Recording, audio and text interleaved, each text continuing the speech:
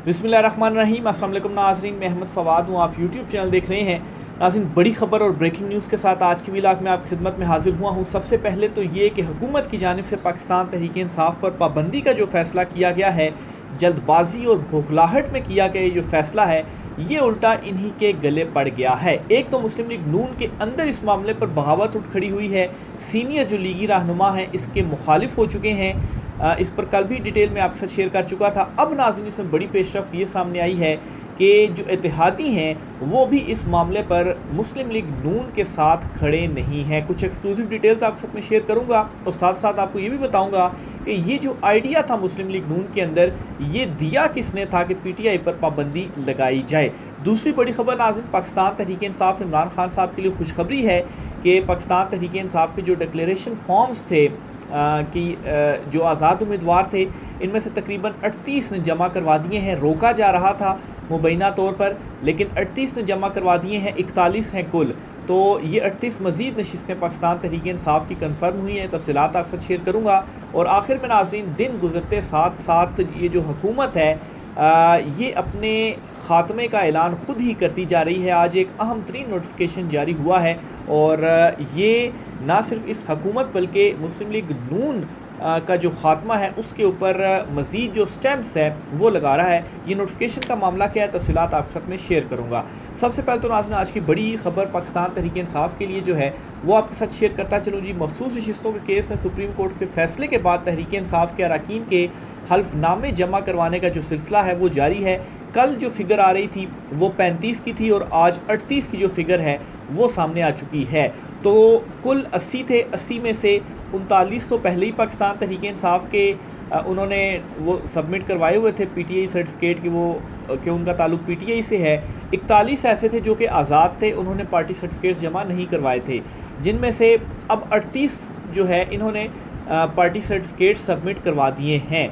तो इसमें ख़दशा ये था कि इनको रोका जाएगा क्योंकि एक अदा जो पाकिस्तान तहरीक इंसाफ का रहनुमा है उन्हें अगवा भी मुबैना तौर पर किया गया और अभी दो एक ऐसे हैं जिन्होंने सबमिट नहीं करवाए। उनके हवाले से कहा जा रहा है कि वो बैरूने मुल्क हैं, इस वजह से अभी तक सबमिट नहीं करवा सके, तो वो भी सबमिट करवा देंगे। लेकिन ये बड़ी खबर इसलिए है कि 38 सबमिट करवाने से ये होगा कि पाकिस्तान तहरीक इंसाफ का जो प्रोसेस है मखसूस नशिस्तों वाला 15 दिन के अंदर अंदर जो कि उन्होंने ये सारा करना है, एक तो वो कंप्लीट होगा और उनकी जल्दी से जल्द जो पार्लियामेंट वापसी है वो होगी। और हुकूमत इस वक्त जो प्लानिंग कर रही है, यानी कि एक किस्म का अदलिया को वो आंखें दिखा रही है कि आपका ये जो फैसला है पीटीआई को आपने पार्लियामेंट में वापस भेजा है तो हम पीटीआई पर पाबंदी लगा देंगे। तो उस तनासुर में भी ये एक बड़ी खबर इसलिए भी है कि पाकिस्तान तहरीक इंसाफ का ये प्रोसेस जितना जल्दी कंप्लीट होगा उतना ही हुकूमत के पास टाइम कम होगा कि वो अपने इख्तियारात के जिस तरीके से आईन कानून की धज्जियाँ उड़ा रहे हैं, अपने इख्तियारात का नाजायज़ इस्तेमाल कर रहे हैं, उनको रोका जा सकेगा। तो एक तो ये पाकिस्तान तहरीक इंसाफ के लिए अच्छी खबर थी। दूसरी बड़ी खबर नाज़रीन ये है कि मुस्लिम लीग नून के अंदर बगावत तो उठ खड़ी हुई है। उनके अपने जो सीनियर रहनुमा हैं वो इस पर मुखालफत कर रहे हैं कि ये इकदाम नहीं उठाया जाना चाहिए और अभी भी नवाज़ शरीफ को ये मशवरा दिया जा रहा है कि इस इकदाम से पीछे हट जाएं। ये जो महाजराई की जा रही है, ख़ास तौर पर अदलिया से ये जो महाजराई की जा रही है, क्योंकि ये reference supreme court of Pakistan भेजा जाना है और फिर उसके बाद जिस तरीके से जजिस को निशाना बनाया जा रहा है, तो ये महाजराई ठीक नहीं है। लेकिन दूसरी तरफ मुस्लिम लीग नून के जहन में भी ये है कि महाजराई करके ख़ुद को अगर हम सियासी शहीद करार दे दें तो एक बयानिया हमारा आवाम में बन जाएगा। लेकिन ये उनकी गलत फहमी है, इससे बयानिया नहीं बनेगा। और दूसरा फिर उनकी जो फ्रस्ट्रेशन है इस वक्त वो इस हद तक पहुँच चुकी है कि वो हर वो इक़दाम करना चाहते हैं कि जिससे किसी तरीके से इमरान खान को वो बैकफुट पर लेकर जाएं, लेकिन ये हर इक़दाम उनके ऊपर ख़ुद ही उल्टा पड़ रहा है। अब ये जैसा उन्होंने पीटीआई पर पाबंदी का किया, अब ये मशवरा किसका था, नाम अगर आपके सामने मैं लूँ तो राना सनाउल्लाह और आज़म नज़ीर तारड़ मुबैना तौर पर इनके हवाले से बताया जा रहा है जी कि इन्होंने ये जो मशवरा है वो दिया था नवाज़ शरीफ को कि इस तरह से पाकिस्तान तहरीक इंसाफ के अगेंस्ट जो एक्शन है वो लिया जाए। लेकिन इससे क्या होगा कि एग्जेक्टिव और अदलिया जो है वही आमने सामने आएगी। और इस वक्त जो अदलिया की जानिब से फैसले सामने आ रहे हैं, अदलिया ने ये दो टोक बता दिया है कि ना सिर्फ मुदाखलत को बर्दाश्त किया जाएगा बल्कि फ़ैसले भी दिए जाएंगे। और एग्जेक्टिव के सामने भी इस वक्त अदलिया खड़ी हो चुकी है, यानी कि डट चुकी है आईन कानून के मुताबिक। तो एक तो जी मुस्लिम लीग नून के अंदर ये चल रहा है इस पार्टी पाबंदी के मामले को लेकर। अंदरूनी इख्तलाफात खुल चुके हैं और दूसरी तरफ नाज़रीन जो इत्तेहादी है, सबसे इम्पॉर्टेंट इत्तेहादी इस हुकूमत का पीपल्स पार्टी ने भी इस मामले पर हुकूमती फ़ैसले की जो मुखालफत है वो कर दी है। तो एक चीज़ तो इससे वाज़ेह है कि ये प्योर हुकूमत का फ़ैसला था, यानी कि शहबाज शरीफ का फ़ैसला था, नवाज़ शरीफ का फ़ैसला था, पीपल्स पार्टी का ये फ़ैसला नहीं था। लेकिन खैर पीपल्स पार्टी का फ़ैसला नहीं था तो इसका मतलब ये नहीं है कि पीपल्स पार्टी बहुत कोई पाक साफ़ या जमहूरियत के साथ चलने वाली है। उनकी मुनाफ़कत जो है वो इस कदर अरूज पर है कि उन्होंने तमाम तर रिकॉर्ड तोड़े हुए हैं और वो भी खुद इन तमाम तर चीज़ों से बचने के लिए सारे के सारे इल्ज़ामात नून लीग पर डालकर खुद भागने के चक्करों में है ताकि बयानिया मिल सके जी हम तो हुकूमत में थे ही नहीं और जो हुकूमत थी वो तो मुस्लिम लीग नून की थी। बहरहाल जी इस मामले के ऊपर एटलीस्ट पीपल्स पार्टी ने मुखालफत की है मुस्लिम लीग नून का ये जो फ़ैसला था। पीपल्स पार्टी ने पाकिस्तान तहरीक इंसाफ पर पाबंदी से मुतल्लिक वफाकी हुकूमत के ऐलान करदा फ़ैसले की मुखालफत कर दी। सीनियर रहनुमाओं ने अपनी क़यादत को खुलकर हुकूमत के फ़ैसले की मुखालफत करने की जो तजवीज़ है वो दी है। ये अहम इजलास हुआ है पीपल्स पार्टी का वो, और ये भी कहा है जी कि वो हुकूमत के फ़ैसले की जो हिमायत है वो नहीं करेंगे। पीपल्स पार्टी के बाज़ रहनुमाओं ने वफाकी वज़ीर इत्तलात व नशरियात की जानिब से इस हवाले से इत्तेहादियों को एतमाद में लेने के बयान पर ताज्जुब का इजहार किया और कहा कि जमात को मामले पर एतमाद में लेने के हवाले से इन्हें इल्म नहीं है। अच्छा, ये MQM की हद तक तो चलो इन्होंने कर दिया, लेकिन पीपल्स पार्टी वाज़े कह रही जी कि हमें इस मामले का कोई इल्म नहीं है। फिर इसी तरह से जी एक तो ये पीपल्स पार्टी ने भी बयान दिया है और फिर पीपल्स पार्टी पंजाब की जानिब से भी अहम जो बयान है वो सामने आया है और कहना है जी कि सियासी इख्तलाफात का मतलब ये नहीं कि किसी पार्टी को ही ख़त्म कर दिया जाए। ये पंजाब के जो जनरल सेक्रेटरी हैं हसन मुर्तज़ा, उनकी जानिब से बयान सामने आया है। तो पीपल्स पार्टी ने वाज़े तौर पर जो इसकी मुखालफत है वो कर दी है। दूसरी तरफ नाज़रीन जो मुस्लिम लीग नून के अंदर से कुछ आवाज़ें उठ रही हैं, उनमें एक आवाज़ तो जावेद लतीफ़ की भी है। जावेद लतीफ़ साहब ये कहते हैं कि किसी पर पाबंदी या आर्टिकल 6 लगाने से पहले काबीना से ज़्यादा कौम को एतमाद में लेना ज़रूरी है। कौम को बताया जाए कि मुल्क और इदारों में बगावत के लिए कैसे लोगों को उकसाया गया। IMF प्रोग्राम, रकवाने, फॉरेन फंडिंग और साइफ़र के सबूत कौम के सामने रखे जाएँ। तो ये जावेद लतीफ़ ने कहा है। ज़ाहिर सी बात है हुकूमत किस तरीके से ये तमाम तर सबूत सामने रखे, उनके पास तो कोई सबूत हैं ही नहीं। और मज़े की बात ये जो हुकूमत है किन 3 चीज़ों को बुनियाद बनाकर ये जो रेफरेंस है वो दाखिल कर रही है। आप भी सुनेंगे और आप भी कहेंगे कि ये इस वक्त जहनी हालत हो गई है इस मौजूदा हुकूमत की। एक तो वो बुनियाद बना रहे हैं साइफ़र केस को या साइफ़र वाले मामले को। अच्छा, साइफ़र वाले मामले पर ऑलरेडी इमरान खान साहब और शाह महमूद कुरैशी इस्लामाबाद हाई कोर्ट से बरी हो चुके हैं। अब आप इमेजिन करें कि जब वो साइफ़र को बुनियाद बनाते हुए सुप्रीम कोर्ट ऑफ पाकिस्तान में रेफरेंस भेजेंगे और कहेंगे कि PTI पर पाबंदी लगाई जाए, और सुप्रीम कोर्ट ऑफ पाकिस्तान जब इससे मुतल्लिक उनसे पूछेगी साइफ़र से मुतल्लिक और उस फैसले का पूछेगी जो इस्लामाबाद हाई कोर्ट ने दिया हुआ है जिसमें बरी करार दे दिया गया है, तो फिर उसके बाद इनकी हालत क्या होगी। या आप इनकी अभी की जो जहनी हालत है उसका अंदाज़ा लगाएं कि एक बेबुनियाद मुकदमा जिसमें इमरान खान साहब बरी हो चुके हैं उसको बुनियाद बनाकर PTI पर पाबंदी लगाने के लिए रेफरेंस सुप्रीम कोर्ट भेजा जा रहा है। और जब सुप्रीम कोर्ट इनके इस रेफरेंस को मुस्तरद करेगी तो फिर उसके बाद ये जजिस के ऊपर फिर से चढ़ाई करेंगे कि देखें जी जजिस ने ये कर दिया तो जजिस ने वो कर दिया। हालांकि साइफ़र में ऑलरेडी इमरान खान साहब बरी हो चुके हैं। तो एक तो पहले नंबर पर तो इन्होंने ये बुनियाद बनाया। दूसरे नंबर पर जी इन्होंने फॉरेन फंडिंग को बुनियाद बना रहे हैं जी कि इलेक्शन कमीशन में जो फॉरेन फंडिंग का भी एक मैटर था तो उसको बुनियाद बनाकर पाकिस्तान तहरीक इंसाफ पर पाबंदी लगाई जाए। अच्छा, इनकी अकल के ऊपर वाकई मातम करने को दिल करता है कि ये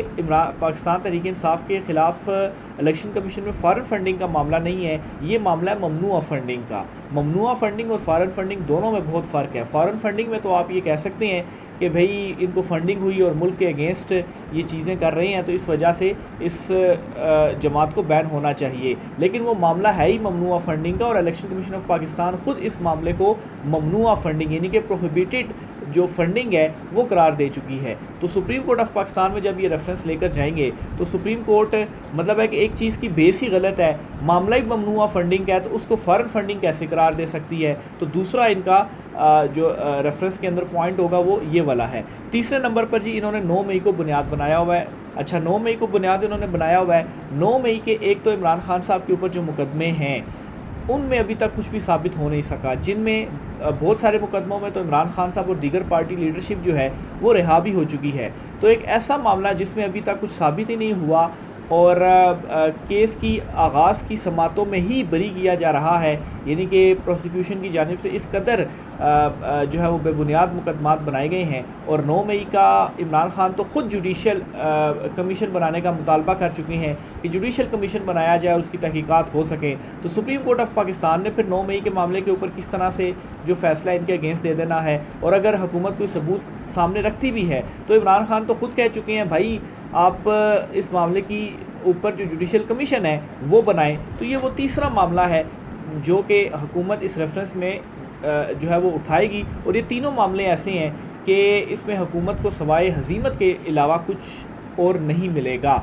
लेकिन जाहिर सी बात है इनकी एक तो जहनी हालत इस वक्त इमरान खान ने ऐसी कर दी है कि कोई भी हरबा इमरान खान के अगेंस्ट ही इस्तेमाल करते हैं उसमें इन्हें नाकामी के अलावा कुछ नहीं मिलता। और अब ये जो रेफरेंस दायर करने जा रहे हैं इसमें भी सिर्फ़ और सिर्फ अपना मुँह ही ये काला करेंगे, हासिल वसूल इनसे इस रेफरेंस में कुछ नहीं इनको होना। इसी वजह से नून लीग की जो सीनियर लीडरशिप है इनको ये मशवरे दे रही है नवाज़ शरीफ को कि बराए मेहरबानी ये जो आप काम कर रहे हैं अदलिया के साथ मुहाज़राई कर रहे हैं, क्योंकि अभी भी जो वुज़रा है वो प्रेस कॉन्फ्रेंस कर रहे हैं और इस रेफरेंस के बाद भी इसी तरह का काम किया जाएगा। तो ये कहा जा रहा है कि मुहाज़राई ना करें, और ये जो रेफरेंस है ये भेजना कोई दानिशमंदी नहीं है, उल्टा इससे आपको ही जो नुकसान है वो होगा। आगे चलते हुए जी रज़ा रब्बानी साहब हैं। खैर रज़ा रब्बानी साहब की मुनाफ़क़त के हवाले से भी क्या कहा जाए, ये भी अरूज पर ही है। बहरहाल इस मामले पर इन्होंने भी गुफ्तगू की और कहा है कि PTI पर पाबंदी से माइशत तबाह होगी और वफाक पर इसका असर पड़ेगा। तो PTI पर पाबंदी की जो मुखालफत है वो रज़ा रब्बानी की भी जानिब से कर दी गई है। तो पीपल्स पार्टी चलें एटलीस्ट इस मामले पर खुलकर सामने आ रही है और मुखालफत कर रही है। दूसरी तरफ मौलाना फजल रहमान भी मैदान में आ गए हैं और उन्होंने भी ये कहा है कि सियासी क़ुव्वतों के ख़िलाफ़ ताकत के इस्तेमाल से इंतशार मज़ीद बढ़ेगा। मौलाना फजल रहमान ने एक तो मखसूस नशिस्तों का जो फ़ैसला आया था इसे जुज़वी तौर पर कबूल भी किया था और PTI को वेलकम भी किया था कि ठीक है वो पार्लियामेंट में वापस आ रहे हैं, यानी कि एक्सेप्ट कर लिया गया था। हालांकि मखसूस नशिस्तों के एक बड़े बेनिफिशरी मौलाना फजल रहमान भी थे, यानी कि KP में इन्होंने इतनी नशिस्तें जीती नहीं थी जितनी इनको मखसूस नशिस्तें मिल गई थी, लेकिन उसके बावजूद मौलाना फजल रहमान ने एक्सेप्ट कर लिया था। और अब ये जो हुकूमत की जानिब से पाबंदी लगाने का इक़दाम है इसकी भी मुखालफत मौलाना फजल रहमान कर रहे हैं जी। मौलाना साहब का कहना है कि मुल्क को सियासी बहरान से निकालने का वाहिद हल शफाफ और गैर जानिबदाराना इंतखाबात हैं। उन्होंने ये कहा है कि मौजूदा सियासी बहरान को हल करने के लिए फ़ौज को सियासत से अलग होना पड़ेगा। जब तक फ़ौज ख़ुद को सियासत से अलग नहीं करती इस वक्त तक मुल्क बहरान से नहीं निकल पाएगा। उन्होंने कहा कि सियासी क़ुव्वतों के ख़िलाफ़ ताकत का इस्तेमाल मसाइल का हल नहीं बल्कि इससे सियासी इंतशार मज़ीद बढ़ेगा। तमाम इदारे आइन के मुताबिक तयशुदा दायरा कार में सिमट जाएँ तो मुल्क संभल सकता है। बेहतर है कि ताकतवर हल्के जितना जल्द इस हकीकत को समझ जाएं मुल्क और ख़ुद इनके लिए इतना बेहतर होगा, बसूरत दीगर बिगाड़ बढ़ेगा। मुक़तदरा तस्लीम कर ले कि मौजूदा हाइब्रिड निज़ाम नाकाम हो चुका है, यानी कि मौलाना फजल रहमान भी खुलकर इस बात का इजहार कर रहे हैं कि जो मौजूदा हाइब्रिड निज़ाम है ये ताकतवर हल्कों का है और शहबाज शरीफ एक कठपुतली हैं जिन्हें चुनतखब करके इस हुकूमत में इस कुर्सी पर बिठाया गया। उन्होंने कहा जी मज़ीद कि सारे मसाइल का हल मुल्क में असर नो शफाफ इंतखाबात कराने में है। अच्छा, इमरान खान साहब का भी यही मुतालबा है कि नए इंतखाबात हों, लेकिन नए इंतखाबात का मतलब इस तरह से नहीं होगा कि सिकंदर सुल्तान राजा साहब चीफ़ इलेक्शन कमिश्नर और चीफ़ जस्टिस काजी फ़ायद ईसा चीफ़ जस्टिस सुप्रीम कोर्ट हों और इंतखाबात हो जाएँ, तो इस तरह से नहीं होगा। और दूसरी तरफ भी इन बातों को मान तो लिया गया है लेकिन गारंटीज़ मांगी जा रही हैं कि खान साहब हमें फिर आप डील दे दें, NRO दे दें, हमें आप कुछ नहीं कहेंगे। पाकिस्तान तहरीक इंसाफ ने भी रद्द-ए-अमल दिया है PTI पर पाबंदी के हवाले से और ये कहा है कि PTI पर पाबंदी आयद करना बच्चों का खेल नहीं है। उमर अयूब जो हैं अपोजिशन लीडर भी हैं और पाकिस्तान तहरीक इंसाफ के सेक्रेटरी जनरल भी हैं, उन्होंने ये जो बयान है वो दिया है। हुकूमत जी दिन ब दिन अपनी जो खोई हुई साख्त है इसे मज़ीद खो रही है। पेट्रोलियम मसनूआत में मज़ीद इजाफा कर दिया गया है, नोटिफिकेशन बाकायदा तौर पर इसका जारी कर दिया गया है। ये वो हुकूमत है जो कहती थी कि पेट्रोल बढ़े तो मुल्क का वज़ीर-ए-आज़म चोर होता है, तो पेट्रोल कई मरतबा बढ़ चुका है और तकरीबन 9.99 यानी कि 10 रुपये फ़ी लीटर जो पेट्रोल है उसमें इजाफा कर दिया गया है और इसका बाकायदा तौर पर जो नोटिफिकेशन है वो भी जारी कर दिया गया है। नोटिफिकेशन के मुताबिक जी पेट्रोल 10 रुपये जबकि जो दीगर यानी कि 10 रुपये इजाफे से 275 रुपये और 60 पैसे हो गया है। हाई स्पीड डीज़ल की जो कीमत है 6 रुपये 18 पैसे बढ़ाई गई है और इस तरह से डीज़ल की फ़ी लीटर कीमत 283 रुपये 63 पैसे हो गई है। और इनका जो इतलाक़ है यानी कि रात 12 बजे से था और रात 12 तो हो चुके हैं तो अभी से आप देखेंगे आपको जो पेट्रोल है वो 10 रुपये मज़ीद महंगा मिलेगा। तो ये नाज़रीन आज की कुछ आम तरीन तफसीलात थी, राय का इज़हार कीजिएगा। आज की व्लॉग से इतना ही, इजाज़त दीजिए, अल्लाह हाफ़िज़।